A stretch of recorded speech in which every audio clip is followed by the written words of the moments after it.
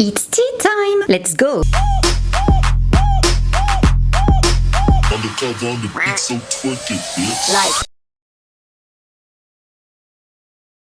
Bonjour, bonsoir tout le monde, je suis ravie de vous retrouver aujourd'hui pour une vidéo très spéciale car comme je vous l'avais dit la semaine dernière, cette vidéo n'est pas monétisée donc il n'y aura aucune censure, donc j'emploierai les mots tels qu'ils sont et je vous donnerai un maximum de pistes, de choses que j'ai pu trouver qui sont pas forcément toujours évidentes de caser dans des vidéos, voilà, à cause de la censure, tout ça. Donc là on va y aller franco, mais avant de démarrer je tiens à remercier Who We Are. Il s'agit d'une marque de bijoux avec laquelle je travaille depuis déjà plus d'un an. Donc c'est toujours avec un réel plaisir que je parle d'eux car c'est une petite entreprise française qui crée donc des bijoux. Donc par exemple vous avez la bague là que je porte ici. Également ces petites boucles d'oreilles que je trouve trop mignonnes.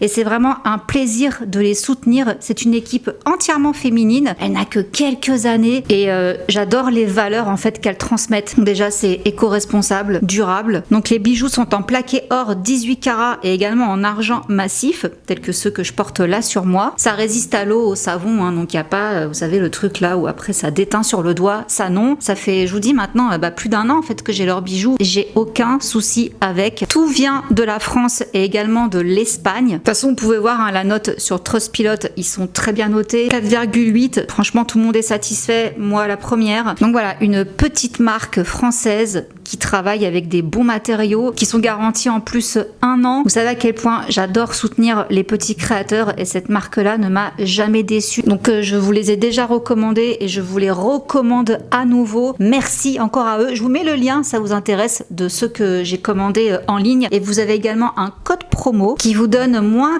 15% sur tous les bijoux et ce pendant une semaine. Donc dépêchez-vous, à partir d'aujourd'hui, vous avez une semaine pour utiliser ce code et découvrir cette superbe marque. Vous avez, franchement, il y en a pour tout et même des bijoux unisex. Donc je vous invite vraiment à aller jeter un coup d'œil. Les filles sont trop sympas. À chaque fois que je discute avec elles, franchement, c'est des amours. Donc encore merci Who We Are pour ces magnifiques bijoux. Et maintenant, passons donc à la vidéo du jour. Nous allons parler de Anne Heche. Alors, j'avais pas précisé la semaine dernière de qui j'allais parler, mais je vous avais dit que c'était l'anniversaire de la mort de cette personne-là. Plusieurs m'ont parlé de Marilyn Monroe. Encore une fois, Marilyn Monroe, ça viendra, mais c'est un dossier tellement gros que ça va vraiment me prendre du temps pour bien travailler le sujet. Et là, Anne Heche, c'est vrai que quand il y a eu cette histoire très bizarre de son décès l'année dernière, donc c'était le 5 août, tout le monde en a parlé. J'ai préféré attendre parce que je me suis dit que c'était tellement bizarre qu'elle allait forcément avoir des investigations, qu'elle allait prendre du temps, nanana. Et effectivement, ça a été un énorme sac de nœuds. Et les suspicions autour de son décès ont commencé à aller bon train. Pas mal de théories, pas mal de choses. Et avec du recul, on a pu tisser quelques liens. Alors je tiens quand même à préciser d'ores et déjà, tout ce que je vous dirai, ce sera vers la fin de la vidéo, ce sera vraiment des hypothèses de conspirationnistes, comme certains disent. On prend ou on prend pas.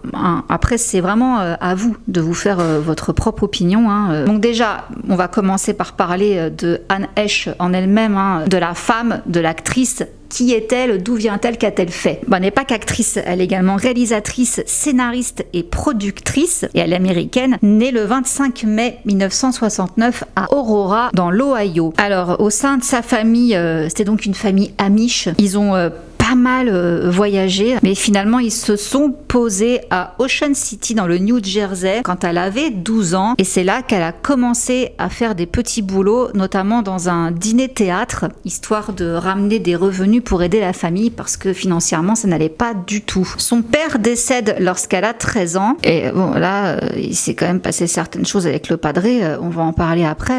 Son frère aîné décède 3 mois après le décès de son père d'un accident de voiture. Et suite à ces 2 décès, Anne, ses sœurs ainsi que leur mère déménagent à Chicago. Et là, Anne intègre l'école Francis W. Parker et elle va se faire repérer par un dénicheur de talent qui va la voir dans une pièce de théâtre au lycée. Il va lui proposer un rôle dans le feuilleton Another World. Et dès qu'elle obtient son diplôme, elle déménage à New York, plus précisément dans le quartier de Greenwich Village, également dans l'Upper Upper West Side. Et ensuite, elle emménage avec un petit ami à Montclair. Bon, grâce au feuilleton, elle remporte un Emmy Award. Mais histoire quand même d'assurer ses arrières, elle a postulé pour entrer à la Parsons School of Design. Elle a même été acceptée. Et en 1988, sur les conseils d'un agent, elle déménage finalement à Los Angeles. Et là, tout de suite, elle a trouvé du boulot. C'était dans Kingfish, entre autres. Et elle a également eu des encouragements de réalisateurs. Là, on va citer Barry Levinson et John Frankenheimer. Également Jessica Lange et Al Pacino. Car à ce moment-là, elle avait auditionné pour un rôle, il me semble bien, parce que c'est pas très clair. Mais il trouvait qu'elle était encore trop jeune. Et Al Pacino lui-même lui a dit « Donne-toi 4 ans pour devenir toi-même ». Et justement, 4 ans plus tard, elle a décroché un rôle dans Donnie Brasco, qui a été un tournant dans sa carrière. Par contre, vie personnelle, à cette époque-là, en 1988, on a appris bien des années plus tard, elle avait avorté d'un amant avec qui elle était depuis plusieurs années, un prénommé Nick, qui était un alcoolique et qui l'avait d'ailleurs orienté vers une psychothérapie au LSD en 1992. Bon, poursuivons. Donc après Donnie Brasco, elle a eu les louanges des critiques, tout ça. On va la retrouver dans Volcano, aux côtés de Tommy Lee Jones, et c'est lors de la première du film qu'on la voit avec Ellen DeGeneres. Je sais jamais comment on prononce son nom, pourtant je l'entends à chaque fois, mais j'imprime pas, désolé. Hélène, contre l'avis de tous. Alors, qu'est-ce qui se passe? C'est en 97 qu'elle décide d'entamer une relation avec Hélène, et ça durera 3 ans et demi. Anne ne s'est jamais définie comme étant lesbienne. Avant elle était qu'avec des hommes, beaucoup plus âgés d'ailleurs. Et là, elle a été subjuguée par Hélène. Donc apparemment, elles se sont rencontrées à une soirée Vanity Fair. Elle l'a trouvée juste unique, quoi. Sauf que Hélène, elle l'a tout de suite mise en garde, à savoir qu'elle ne voulait pas être une expérience pour elle, vu que Anne n'avait jamais été encore avec une femme. Elles sont reparties ensemble de cette soirée Vanity Fair. Elles sont entrées à l'intérieur de chez Hélène et Anne déclare qu'elle a passé la meilleure nuit de sa vie. En une nuit, j'avais décidé que j'étais amoureuse. J'avais toujours entendu parler du coup de foudre. J'avais toujours fantasmé que ça m'arriverait et Hélène a réalisé mon fantasme. Hélène, en fait, elle a fait son coming out, il me semble que c'était à la même époque. Anne, on avait peur que ça entache sa carrière. Hélène en était consciente et d'ailleurs à ce propos, elle lui disait « Je pense que je ruine ta carrière et ta vie et je ne pense pas que ce soit bon pour toi. Je ne suis pas bonne pour toi. Je pense que je devrais m'éloigner. » Et Anne dit qu'elle l'a pas laissé partir. Et c'était d'ailleurs à ce moment-là où elle était en train d'être castée pour 6 jours, 7 nuits aux côtés d'Harrison Ford. Donc apparemment, il y a des gens qui lui ont dit attention là avec ton idée gay, on va te retirer le rôle. Anne, elle a viré son agent et son manager. Finalement, elle a conservé le rôle, tout simplement parce que si les studios lui retiraient le rôle pour cette raison, à savoir parce qu'elle sort avec une femme, là ça allait quand même déchaîner une tempête médiatique, donc ils ont préféré s'abstenir. Et aussi d'ailleurs, il y avait une grande alchimie entre elle et Harrison Ford. Harrison Ford d'ailleurs qui a également insisté pour qu'elle garde ce rôle. Bon, après, Anne et Hélène avaient projeté de travailler ensemble, donc elles avaient plusieurs projets. Le couple, n'empêche, il est devenu une icône gay, il n'y en avait pas beaucoup à cette époque-là, je crois même qu'il n'y en avait pas d'ailleurs. Mais on apprendra bien après que pour autant, c'était pas le paradis entre elle et Hélène. Qu'au contraire, même ce paradis est devenu son propre enfer, selon ses mots. Et à la fin de leur relation, elles voyageaient beaucoup, elles étaient souvent sur la route toutes les deux pendant la tournée de Hélène. Et à ce moment-là, Anne réalisait un documentaire à propos justement de cette tournée. Et à la fin de la tournée, Anne avait dit à Hélène qu'elle voulait avoir plus d'amis, ne pas être aussi isolée et qu'elle voulait un bureau à l'extérieur de la maison pour écrire. Mais Hélène lui a répondu « Je ne veux pas d'une petite amie qui veut des choses comme ça. » Voilà. What happened was that I was, through the circumstances, shut out from things that I cared about, and in order to make her feel that she was being loved, I would erase those things from my path, such as acting, and replace them with things that I thought would give her a foundation. As we got further and further away from me being able to be in public the way that would please, I began getting further and further away from my friends and my friendships. And one of the things that concerned me very much was that I was beginning to feel shut off and shut down and shut away. And if this answers the question. When I told Ellen that I needed to have friends, she said she did not want to have a girlfriend that needed that. And that is the day I left. Après, on retrouve Anne dans le remake de Psychose. Malgré qu'elle soit blacklistée d'Hollywood, elle va quand même réussir à avoir quelques rôles. On la retrouve aussi dans Loin du paradis avec Vince Vaughn. Également le film John Q avec Denzel Washington. Et c'est à ce moment-là également, donc on est en 2000, donc elle vient de se séparer d'Hélène. On va la retrouver dans le désert de Fresno, en train de errer. Donc Fresno, c'est une banlieue de Los Angeles. Donc là, elle était dans une propriété privée en sous-vêtements. Elle a commencé à parler à des enfants, leur disant qu'elle allait les emmener au paradis dans son vaisseau spatial. Il y a une bonne femme qui est venue lui parler, disait qu'elle avait des propos complètement incohérents, ça voulait absolument rien dire ce qu'elle lui racontait. Et en fait, elle était sous l'emprise de drogue. Et c'est d'ailleurs suite à cet incident qu'après elle a eu son surnom de Crazy. La folle. Bon, donc on a compris, c'est un épisode psychotique. Elle a déclaré à ce propos: je savais que j'étais saine d'esprit, mais j'avais besoin d'aller voir un psychiatre et un médecin et de faire en sorte que mes amis se sentent en sécurité et que je sois saine d'esprit. Elle dit: j'ai parfois ouvert mon esprit grâce à la drogue. J'ai pris de l'ecstasy le jour où j'étais à Fresno pour un voyage spirituel. J'arrivais au point culminant d'un monde imaginaire dans lequel je vivais depuis 5 ou 6 ans. Pour autant, selon elle, c'est des épisodes, quoi. C'est pas une droguée permanente. En 2001, elle épouse Coleman Lafone, avec qui elle a un fils, Homer. Et ensuite, elle fait ses débuts à Broadway. En 2002, dans Proof. Oui, étant donné qu'Hollywood, c'est pas trop ça, elle va s'orienter vers Broadway. Ça va d'ailleurs très bien marcher. En 2004, on la retrouve encore pour une comédie Train de luxe avec Alec Baldwin. Et là, elle se tourne également vers la télévision. Donc, elle va enchaîner plein de séries où elle va apparaître, dont Ali McBeal, Everwood, Nip Tuck, Les Fantômes de l'amour, Un Noël à New York, Fatal Désir, Le choix de Gracie et également Men in Trees, Leçon de séduction. Elle se sépare de Coleman Lafone en 2007. Ils divorcent en 2009 et la même année, elle donne naissance à un autre fils, Atlas, qu'elle a avec son nouveau compagnon, James Tupper. Bon, après, on l'a vu dans pas mal de choses, quoi. Là, je vous mets le listing sur Wikipédia. Voilà, tous les films dans lesquels elle a pu tourner. En 2018, finalement, elle se sépare de son compagnon. On la retrouve en 2020 dans Danse avec les stars et également dans The Vanished et dans 13 minutes. Donc voilà ce qui s'est passé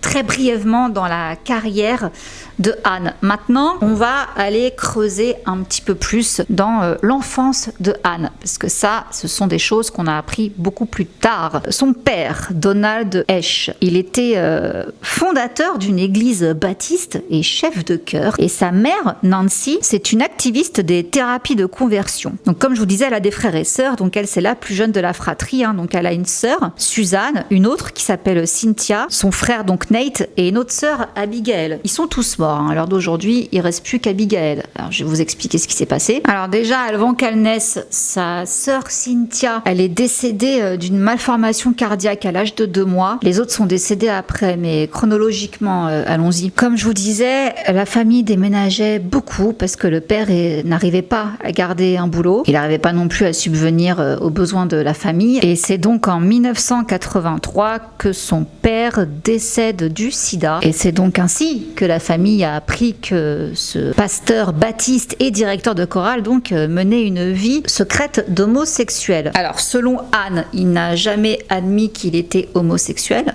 Pour info, il est mort, il avait 45 ans. Et 3 mois, comme je vous disais, après la mort de son père, c'est son frère qui a un accident terrible de voiture. Alors, apparemment, il s'est endormi au volant et il est rentré dans un arbre. Mais pour Anne, ça n'était pas un accident. Pour elle, c'est un suicide. Et elle insiste sur le fait qu'on ne dira jamais effectivement que c'était un suicide parce que dans sa famille, ils n'ont jamais dit la vérité. Ils ne disent la vérité sur rien du tout. Nous étions pauvres, mais nous avons dit que nous étions riches.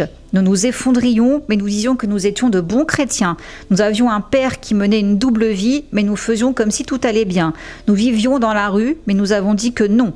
Tout ce que nous avons été était un mensonge. Déni, déni, déni. Alors, une fois que le père et le frère étaient morts, comme je vous disais, ils ont donc déménagé à Chicago. Et à ce propos, elle raconte « Mes journées ont été passées à l'école, mes après-midi ont été passés à travailler à Häagen-Dazs et à d'autres endroits, et mes soirées ont été passées à tenir ma mère qui n'arrêtait pas de pleurer. Nous vivions dans un appartement d'une pièce. Ma mère a essayé de garder le cap, mais la nuit, elle s'effondrait. Je n'ai pleuré leur mort que 5 ans plus tard, lorsque j'ai déménagé. Et donc en 2001, Anne sort ses mémoires qui s'appellent Call Me Crazy, appelez-moi la folle, donc en référence à ce qu'Hollywood l'avait surnommé après l'incident de Fresno. Et donc voilà un petit peu tout ce qu'elle raconte. Donc effectivement, son père était donc un homosexuel refoulé, qui l'a agressé sexuellement, qui lui a même au passage donné de l'herpès génital. Donc elle dit qu'il l'a violée, il l'a caressée, il l'a mise à 4 pattes, il a eu des relations sexuelles avec elle. Et dans une interview, elle dit qu'elle écrivait cette histoire depuis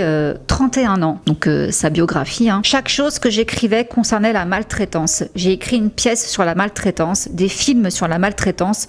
Tout ce que j'ai écrit m'a conduite à écrire ce livre. Vous devez comprendre que je n'ai aucune mémoire jusqu'à l'âge de 18 ans. Quand j'ai commencé à me souvenir de mon enfance, non seulement les abus sont revenus, mais mon enfance entière est revenue. Et quand la journaliste poursuit en lui demandant « Tu allais à l'école tous les jours en pensant j'ai peut-être le sida, qu'est-ce que ça t'a fait ?» Je suis devenue folle. J'en ai parlé à personne, je me suis échappée dans mon monde imaginaire, je suis devenue actrice. Mon père était schizophrène. Il a vécu 2 vies complètes, l'une en tant qu'homme hétéro, chef de chœur religieux strict, tout en parcourant les bars gays la nuit. Nous n'avons su ce qu'il faisait que des années plus tard. Mon père faisait des choses qui sont attribuées à la schizophrénie, de grosses affaires commerciales, des illusions de grandeur, ce que j'ai eu aussi, donc je sais qu'il y a beaucoup de liens avec la folie que j'ai eue avec mon père. Et justement, par rapport à ce monde imaginaire qu'elle s'était créé pour échapper à tout ça, elle s'est même créé un alter qui s'appelle Celestia. Donc elle en avait parlé à l'émission de Barbara Walters et à propos de ce personnage, donc elle disait « Je croyais que je venais d'une autre planète. Je pense que j'étais folle. J'ai créé une autre identité qui venait du ciel.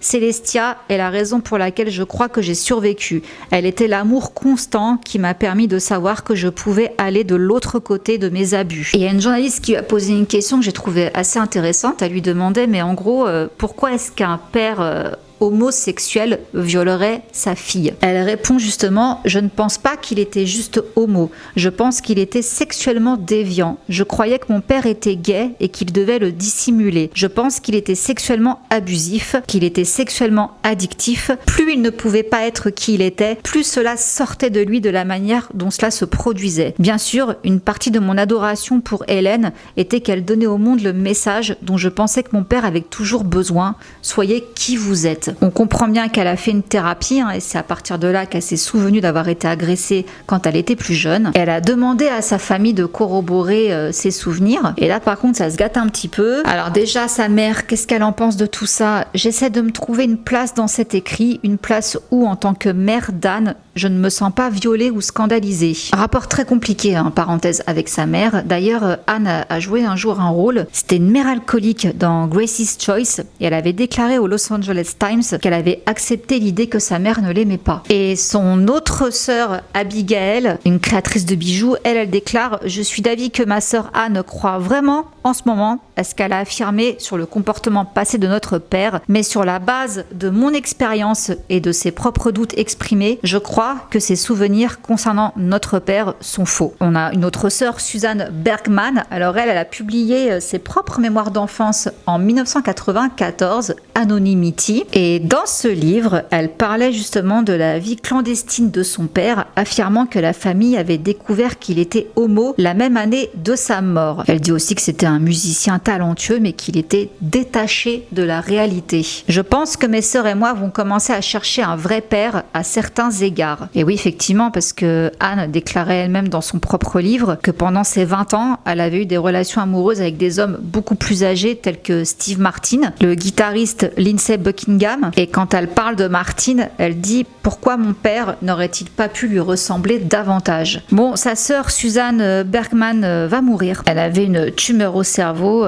Voilà, il n'y a pas échappé. Elle est décédée à 48 ans en 2006. Alors donc, par rapport à ses relations avec sa mère, bon déjà sa mère, le fait qu'elle soit avec une femme, Hélène, c'est pas passé. Hein. Selon elle, le fait que Anne soit lesbienne était un péché. C'est qu'en 2009 qu'elle digéra un peu la pilule, hein, donc bien longtemps après que sa fille soit même plus avec Hélène, quoi. Et que maintenant, elle désirait montrer de l'amour et du respect à la communauté gay. 2 de ses sœurs se sont éloignées d'elle pendant donc qu'elle sortait avec Hélène. Et Anne, en 2011, elle déclarait qu'elle avait commencé à reconstruire une relation avec sa sœur après une querelle de 20 ans, mais qu'elle était toujours éloignée de sa mère. Et en 2015, Nancy confirmait que Anne avait cessé de lui parler et qu'elle a pris la décision de couper toute communication. Donc voilà un petit peu la vie de Anne, comment tout s'est passé, ses rapports compliqués avec sa famille. Maintenant, on en arrive à l'accident le vendredi 5 août 2022. Il est 10h. Anne est vue en train d'acheter une perruque rouge. Donc elle s'est arrêtée au salon Glass Hair Design à Venice, en Californie. Et le propriétaire Richard Glass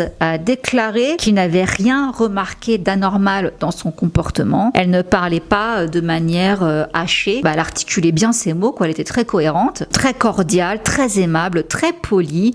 Ça a duré une dizaine de minutes, ce qui n'était pas énorme, mais en tout cas, ça lui a suffi pour se rendre compte qu'elle n'était pas étrange ou bizarre, ni rien du tout. Par contre, elle était pressée. Parce qu'elle a choisi sa perruque, il lui a dit écoutez, est-ce que vous pouvez repasser un peu plus tard parce qu'il faut que je la stylise un peu, quoi, que je la nettoie, que je la coupe, tout ça. Elle a dit non, c'est bon, je la prends comme ça, dites-moi quel shampoing il faut, je prends tout ce qu'il faut et je m'en vais. Donc voilà, juste elle était pressée. 20 minutes plus tard, à peu près à 10h30, elle est vue en train de traverser Mar Vista à toute vitesse et écrasant sa voiture dans un garage d'un complexe d'immeubles. Donc premier accident, mais elle n'a pas voulu qu'on vienne l'aider ni quoi que ce soit, elle a fait marche arrière et elle a accéléré. C'est d'ailleurs là où il y a des photos qui ont été prises où on voit qu'elle a une espèce de bouteille d'alcool, je sais pas si c'est un flash de Sky ou un flash de vodka, mais bon voilà, on voit ça dans le porte-gobelet. Ensuite, on l'a vu sur une caméra de sonnette passer devant une maison le long de South Walgrove Avenue, donc toujours dans le quartier de Mar Vista, et là on a estimé qu'elle roulait à 80 km/h dans une zone résidentielle limitée à 25.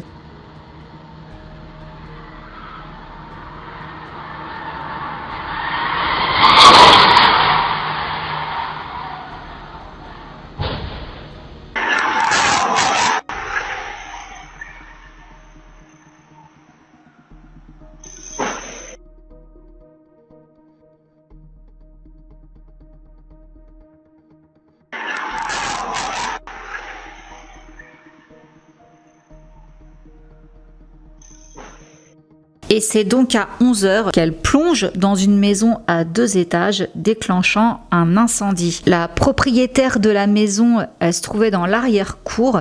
Elle n'a rien eu. Et il y a un voisin qu'on a interviewé qui s'appelle David Manpearl. En fait, c'est celui qui avait justement la caméra au niveau de la sonnette là. Il a entendu le crash. Du coup, il est sorti de chez lui. Il s'est précipité donc vers la demeure. Et il dit « Avant de m'approcher de la voiture, j'ai vu la résidente de la maison debout, pieds nus dans les débris. Elle était sous le choc et m'a frénétiquement demandé de l'aider à sortir ses animaux de compagnie de la maison. Elle avait donc ses 2 chiens et une tortue. Ensuite, il explique qu'il s'est rendu à la voiture pour aider la conductrice. Il ne sait pas à ce moment-là que c'est Anne Heche. Elle était coincée à l'intérieur entre l'airbag et le siège. J'ai essayé de lui parler plusieurs fois, lui demandant si elle allait bien, mais elle ne répondait pas. Alors j'ai dû m'approcher. J'ai pu ouvrir la porte arrière de la voiture et ramper à mi-chemin à l'intérieur. Cette fois, quand je lui ai demandé si elle allait bien, elle a dit non. Et à ce moment-là, il a senti de l'eau. Il y a un des voisins qui est arrivé et qui a commencé avec son tuyau à mettre de l'eau sur la voiture parce qu'elle commençait à prendre feu. Il a essayé de lui parler à nouveau et comme il a vu que ça venait de plus en plus enfumer et que les flammes maintenant commençaient à arriver de tous les côtés, il a dû sortir de la voiture et il a également attrapé un tuyau pour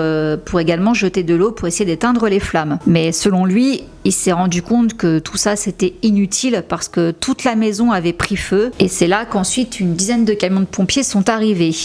What's the emergency there? A car just went through my neighbor's house. Okay. It looks somebody's opening the back to see if we can access because they're kind of trapped in the front door. Is the car on fire? Might have spilled water. It might be. I didn't see flames. Somebody just said get water. Okay, let's go back and find out if that house is on fire. Is he awake? Can you find out if the patient's awake? Is the patient awake? Yeah, there's a fire. There's a fire, yes. Okay. The house is on fire now? Yes. The house. Il a fallu au moins 30 minutes aux pompiers pour éteindre les flammes, extraire la voiture et la sortir de la voiture. Alors, c'est là où, justement, tout le monde s'est embrouillé avec le minutage, tout ça, machin. Donc, dans un tweet, il a été déclaré qu'il avait fallu 65 minutes à 59 pompiers pour éteindre l'incendie, et pas 30. Et concernant donc la voiture, il avait été dit que s'il y avait quelqu'un de vivant là-dedans, ce serait un miracle. Et selon les pompiers de Los Angeles, Anne a été secourue et emmenée à l'hôpital dans un état critique. On a vu donc Anne se relever de la civière et essayer de s'extirper d'un sac blanc dans lequel elle était pour se relever. Donc par rapport déjà à cette vidéo, déjà les gens disent que c'était un sac mortuaire. Non. Et apparemment, donc, les brûlés sont régulièrement enveloppés dans un drap stérile imbibé d'eau stérile pour refroidir les plaies. Et au lendemain de l'accident, donc le samedi 6 août, on a Heather Duffy Boylston, qui est une amie d'Anne. Elle a indiqué à la presse qu'elle était actuellement dans un état stable, en parlant de Anne. Et le dimanche 7 août, il y a une source proche qui a indiqué à CNN qu'elle était aux soins intensifs et qu'elle avait de la chance d'être en vie. Elle était gravement brûlée et avait une longue convalescence devant elle. Mais le lundi 8 août, un porte-parole d'Anne Heche a confié au Los Angeles Times que peu après l'accident, Anne avait perdu connaissance, était tombée dans le coma et se trouvait dans un état critique. Elle souffre d'une importante lésion pulmonaire nécessitant une ventilation mécanique et des brûlures qui nécessitent une intervention chirurgicale.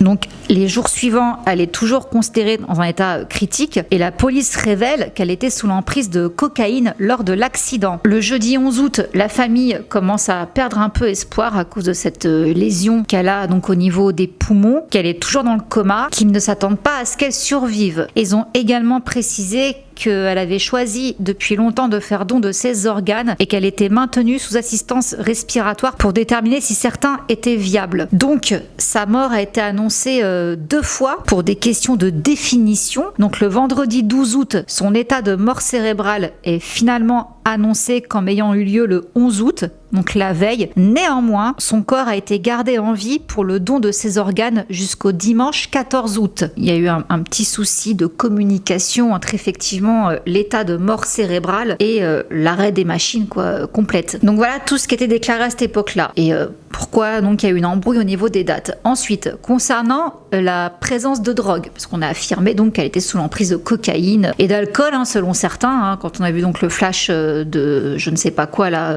dans son gobelet, dans son porte-gobelet dans sa voiture. Alors justement, il y a quand même une autopsie. Alors qu'est-ce qu'elle a révélé cette autopsie ? Donc Anne Heche, 53 ans, n'était pas droguée lors de son décès. Elle s'est éteinte à la suite d'une inhalation et de blessures thermiques ainsi qu'une fracture du sternum causée par l'accident de voiture. Elle était brûlée au second degré sur 12% de son corps. Les analyses d'urine et de sang ont été positives à la cocaïne, au cannabinoïdes et au fétanyl, dont elle aurait reçu une dose à l'hôpital après son accident. Et le médecin légiste donc a expliqué que le benzoylégonine, je vous l'écris là, c'est compliqué, c'est un métabolite de la cocaïne, ainsi que les cannabinoïdes, donc ça c'est un principe actif du cannabis, n'avaient pas été consommés ce jour-là. Donc oui, ils ont retrouvé des traces de ça, mais ça n'est pas en rapport avec l'accident. Elle avait peut-être dû les consommer avant. Donc brûlée au second degré sur le côté droit du visage,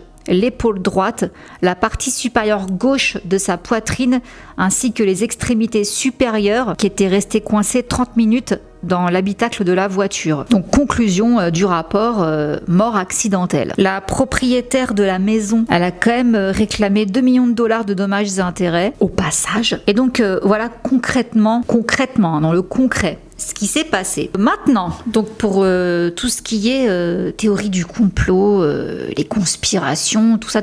Alors, effectivement, beaucoup de personnes pensent que c'était pas un accident parce que, selon certains, Anne avait pour projet de travailler sur un documentaire qui dénonçait le trafic sexuel, le trafic d'enfants, tout ça. Par rapport à ça, beaucoup de personnes ont dit non, c'est faux. Elle a effectivement travaillé sur un film de cet ordre-là, mais il est sorti. Il s'appelle Girl in Room 13. Donc il est sorti le 17 septembre 2022, donc après sa mort. Film apparemment inspiré de faits réels. Donc elle y jouait le rôle d'une mère dont la fille se retrouve retenue captive dans une chambre d'hôtel dans le but de la vendre à des trafiquants d'êtres humains, quoi. Par rapport à tout ça, beaucoup de personnes pensent qu'effectivement Anne a quand même été éliminée parce qu'elle comptait sortir encore autre chose, un documentaire consacré à Epstein. Et l'affaire Jeffrey Epstein, on peut pas en parler ici parce que là demain on y est encore. Je vous invite à faire vos recherches pour tous ceux qui seraient intéressés parce que c'est intéressant. Intéressez-vous à cette histoire-là parce que ça a un lien avec toute notre histoire. Hein. Donc voilà. En quoi c'est problématique justement si vraiment c'était le cas. On sait donc que Epstein, avec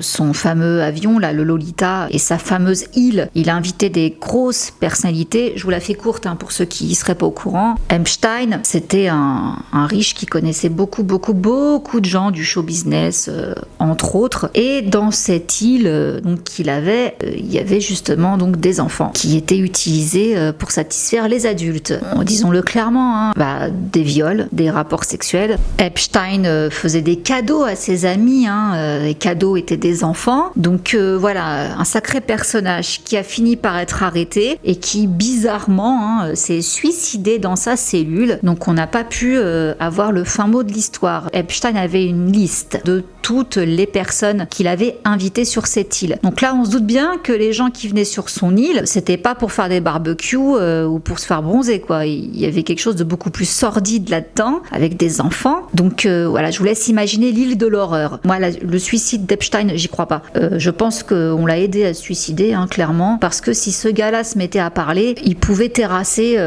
tout Hollywood et même plus encore. Si je dis pas de bêtises, il est mort en 2019. Beaucoup craignent justement que malgré le décès d'Epstein, on mette la main sur cette liste, qu'elle soit révélée au public et que du coup les têtes commencent à tomber. Bon, je vous cache pas qu'on n'est pas dans le monde des bisounours, donc ça n'arrivera pas. Ces gens seront toujours couverts, hein. Voilà, je vous apprends rien malheureusement. Mais certaines personnes au courant de tout ça ont quand même décidé de rejoindre le côté illuminé hein, de la force et de dénoncer, dont certains comédiens, comédiennes, producteurs, réalisateurs, musiciens. Des gens donc haut placés qui ont une audience. Et il y a donc eu des décès inexpliqués qui selon certains sont donc liés à l'affaire Epstein. Et effectivement concernant Anne, il y a des choses qui sont intéressantes parce que il y a eu des morts au même moment qui sont assez étranges. Alors on disait justement que elle ne travaillait pas seule hein, sur ce fameux documentaire, c'était un projet tout ça qui incluait des gens dont le but était le même, à savoir dénoncer le trafic sexuel, le trafic d'enfants, dont la députée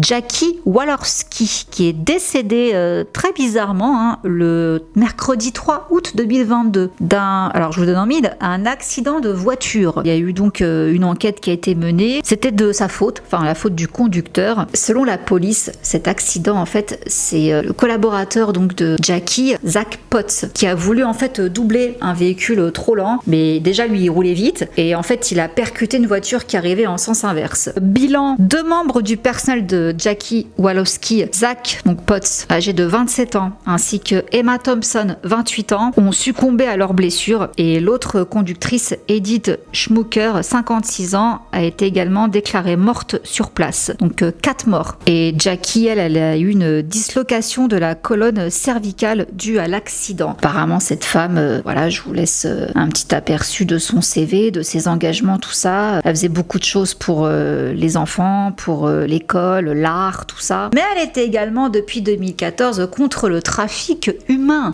Donc, des gens ont fait des liens. Je sais pas si c'est vrai encore une fois, mais toujours est-il que elle est morte bizarrement dans cet accident de voiture. Quelques jours seulement, enfin Anne se crache le 5, elle meurt le 3, 2 jours avant. Ok, effectivement, on peut se poser des questions, mais apparemment, donc ce documentaire, à part cette fameuse députée donc qui était très intéressée par tout ça, il y avait également une photographe qui était intéressée, Elena Hutchins, tragiquement décédée sur le tournage du western Rust au Nouveau-Mexique, de la main de Alec Baldwin. Voilà, je pense que cette histoire vous vous en rappelez, hein, Alec a tiré avec un faux revolver censé avoir des fausses balles, sauf que c'était un vrai qui avait une vraie balle. Alina s'est pris la balle. Il y a aussi le réalisateur Joel Souza qui a été blessé. Mais ouais, c'était pas des balles à blanc, c'était des vraies balles. Donc elle était directrice de la photographie. Sauf qu'elle n'a pas toujours été directrice de photographie. Elle était également journaliste en Europe de l'Est. Et là, elle était au top de sa carrière hein, depuis qu'elle avait intégré l'industrie cinématographique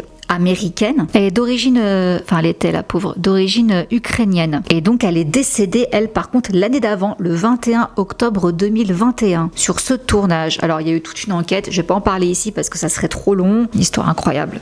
Bref, ça fait beaucoup penser à la mort du fils de Bruce Lee, qui est mort de la même façon, hein, avec une vraie balle sur un plateau de tournage. Très bizarre. Bref, donc cette femme-là, qui apparemment devait travailler sur quelque chose, décède comme ça. Alors beaucoup disent, mais non, c'était pas du tout prévu et tout. Son agence dit que non, elle avait pas prévu de faire ça. Oui, mais il y a un ami à elle qui dit autre chose par contre. Alors voilà ce que cet ami raconte. Stéphane, 50 ans, il déclare: elle a connu sa juste part d'exclusion sexiste et elle n'a pas été embauchée sur certains projets simplement parce qu'elle était une femme. Elle a également eu quelques interactions amères avec des prédateurs. L'un d'eux en particulier était sur le tournage d'un long métrage et c'était déjà assez grave pour qu'elle envisage de garder son nom hors du générique. Elle n'a pas voulu me dire le nom de l'homme, mais elle a dit qu'il l'avait harcelé sur le plateau à la fin du tournage. C'était pas du genre Harvey Weinstein, c'était du harcèlement sexuel sur le plateau de la part d'un haut responsable qui utilisait de fortes menaces. Cela l'a vraiment secouée, mais Alina était une personne incroyablement dure. Et selon lui, elle soutenait le mouvement MeToo. Elle était contre les prédateurs à Hollywood et en plus, elle en avait fait les frais. Je dis ça, je dis rien, mais je dis juste que, ouais, vu sous cet angle-là, effectivement, cette fille-là aurait pu être intéressée et faire partie d'un projet sur le trafic d'enfants, les agressions sexuelles, tout ça à Hollywood. Oui,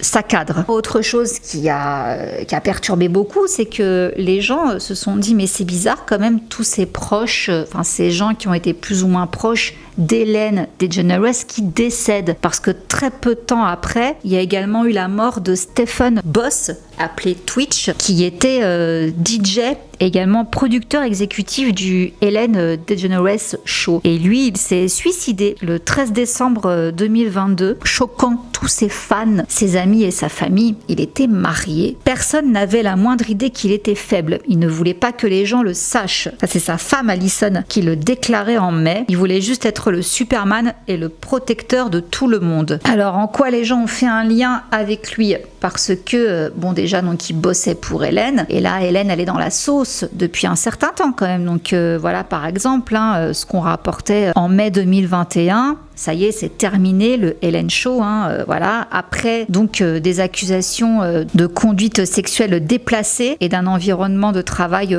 toxique, mais également du racisme et de l'intimidation. De la part de quelqu'un comme Ellen, ça a surpris tout le monde, mais apparemment, cette femme est vraiment un diable incarné, c'est un démon. Après, on peut toujours en douter, on peut toujours se dire que tout le monde s'est ligué contre elle alors que c'est faux. Je sais pas, moi je pense vraiment qu'il y a un truc pas clair du tout avec cette femme-là. On a vite fait de faire des liens en se disant, mais Anne, elle décède. Et quelques temps après, ce type-là, qui était également proche d'Hélène, il décède.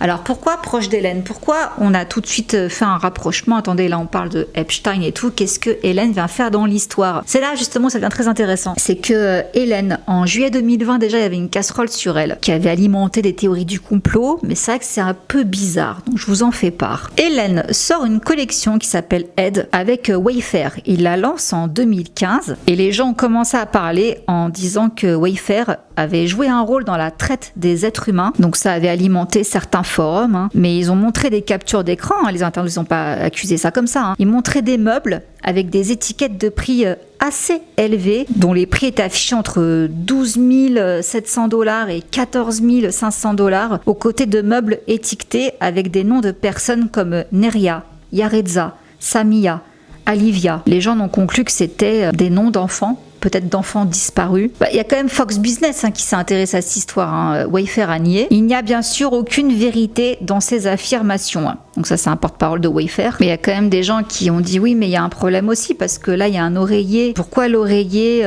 il coûte plus de 10 000 $ alors que quand on regarde sur une autre page du site, on le retrouve le même à 99 cents. C'est chelou. Donc déjà, voilà, première chose qui avait un petit peu éveillé des soupçons, c'est voilà Wayfair et ses prix bizarres. Mais ensuite, ce qui a a eu d'autre? Des gens ont comparé justement le temple de l'île d'Epstein avec le plateau de Hélène. Alors effectivement, hein, on a toujours ce fond là avec les palmiers et sur le côté le mur avec des bandes bleues et blanches. Effectivement, le temple chez Epstein, on a donc les bandes blanches et bleues, on a les palmiers, tout ça. Donc là, les internautes se disent, attends Hélène, tu fais un gros clin d'œil à Epstein quand même avec ton set là, ton plateau. Bon, on va dire coïncidence. Je suis tombée sur cette liste qui est donc une liste de personnes qui visitaient l'île d'Epstein. Et il y a le nom, effectivement, d'Hélène dessus. Mais beaucoup de personnes disent, mais non, cette liste est fausse, justement, on n'a jamais eu accès à la vraie liste. Bon, bah, faut trouver une vraie preuve, quelque chose qui relie vraiment Hélène à Epstein.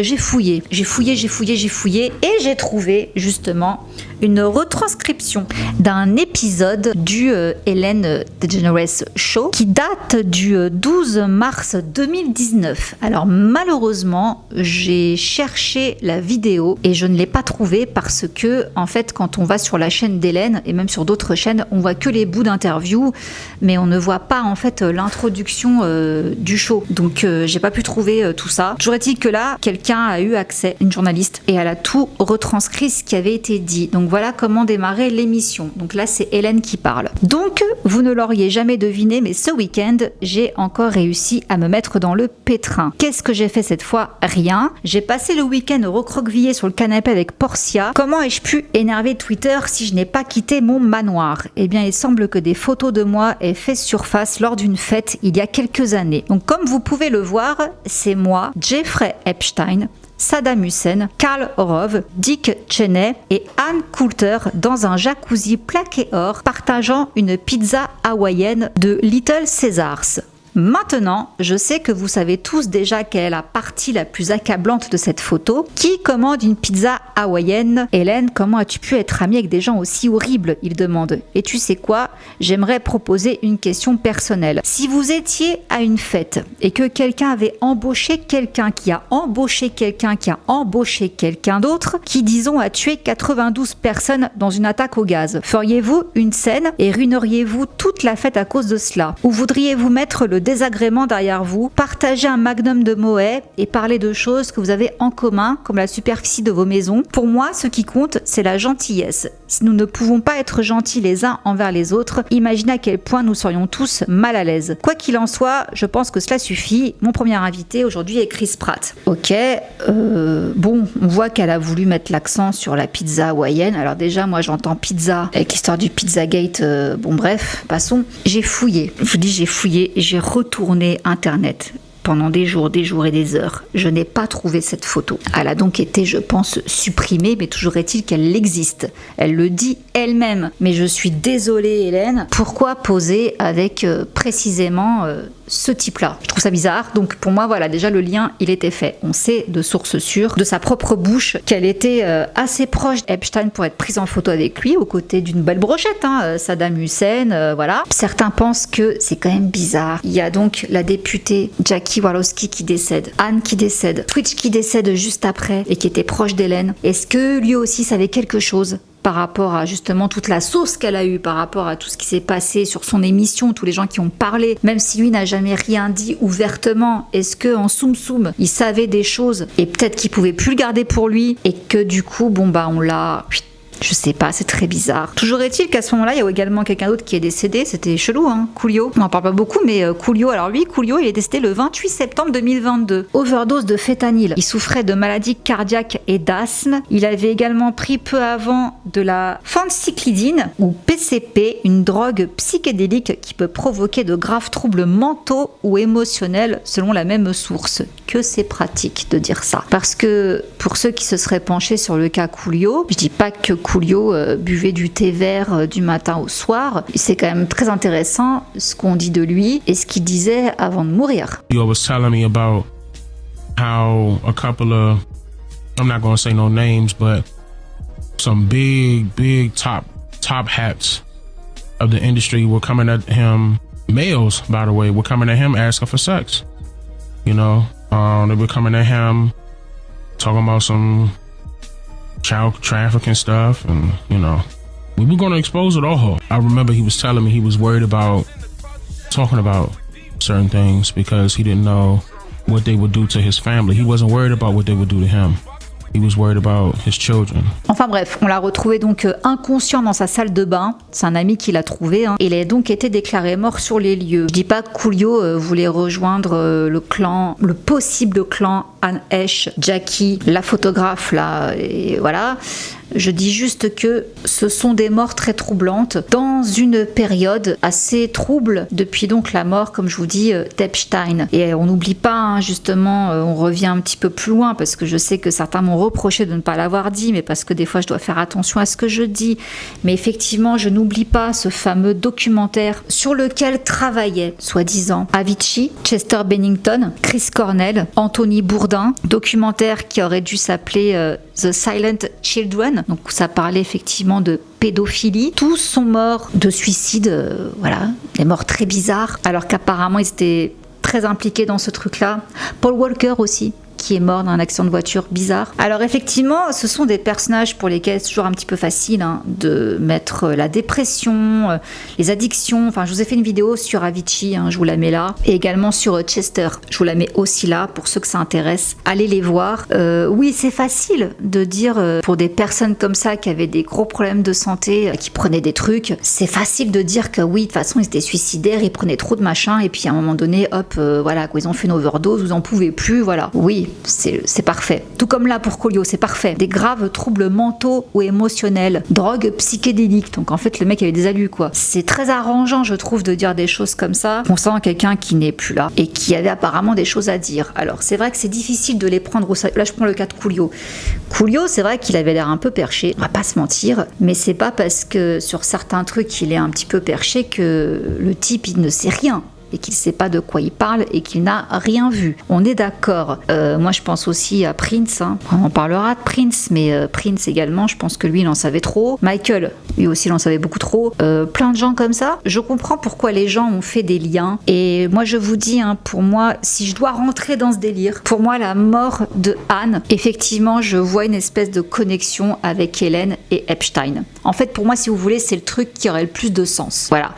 Après, d'autres théories disent oui, peut-être que justement la CIA elle a voulu manipuler sa voiture parce qu'apparemment sa voiture était complètement électrique et on sait effectivement ça se sait quoi, que la CIA peut contrôler les véhicules à distance et qu'elle n'avait pas donc le contrôle de son véhicule et que voilà, c'est craché. Je sais pas. Après, concernant cette fameuse couverture, ce drap, excusez-moi, faut pas nous prendre pour des cons. Pour moi, c'est pas un drap humide dans lequel Anne elle est quand elle essaye de se relever. Parce que là, on peut quand même en parler clairement de ce truc-là. C'est vraiment le truc qui a choqué tout le monde et qui moi-même me choque. À quel moment, en fait, tu sors quelqu'un de la voiture au bout de 30, 45 minutes, peu importe, même 15 minutes, tu lui mets pas un masque à oxygène.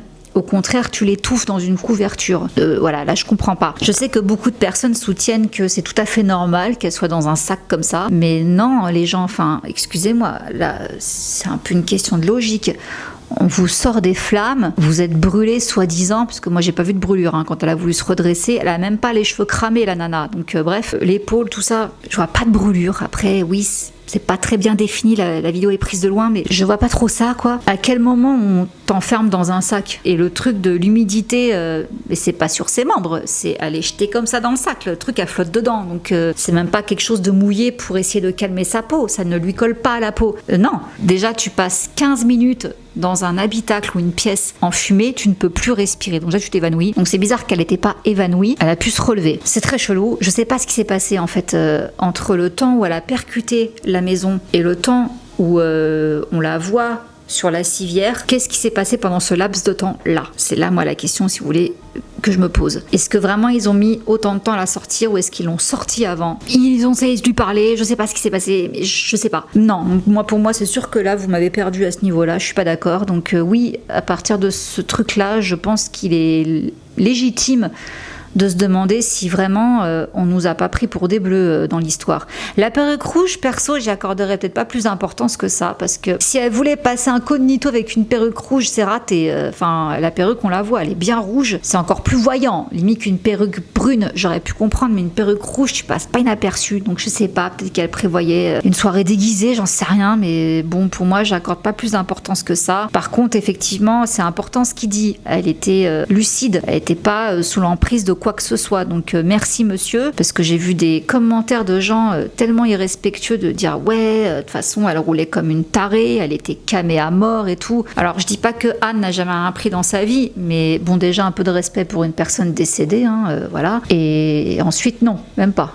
Elle était même pas... Donc qu'est-ce qui s'est passé? Pourquoi quelqu'un tape une pointe comme ça jusqu'à se cracher? Soit elle a eu effectivement un épisode psychotique où elle a cru qu'elle était poursuivie, un moment de paranoïa, elle a pris peur, elle s'est enfuie. Soit elle n'était pas parano, et effectivement elle était suivie et elle a voulu s'enfuir. Soit on a trafiqué sa voiture. J'ai regardé beaucoup d'interviews d'elle, j'ai trouvé quelqu'un de très intelligent, j'ai trouvé quelqu'un de profondément empathique, de profondément aimant, et j'ai vu quelqu'un qui réfléchissait beaucoup et qui parlait beaucoup, qui justement a besoin de communiquer, de dire ce qu'elle pense. On voit que c'est quelqu'un qui a souffert, on voit que c'est quelqu'un qui a beaucoup de troubles, mais encore une fois, ces personnes-là, je ne les jugerai jamais sur leurs troubles. Pour moi, c'est justement pas parce qu'ils ont des troubles que ce qu'ils racontent n'existe pas. La conclusion de cette vidéo, parce que bon, après tout ça, ouais, les héritiers là ils se déchirent, il y a encore un problème aussi avec les fils, l'héritage de Anne et tout, enfin bref, voilà, je vous en parlerai dans une news, mais c'est compliqué. Je trouve que c'est un peu l'hécatombe là depuis quelques temps.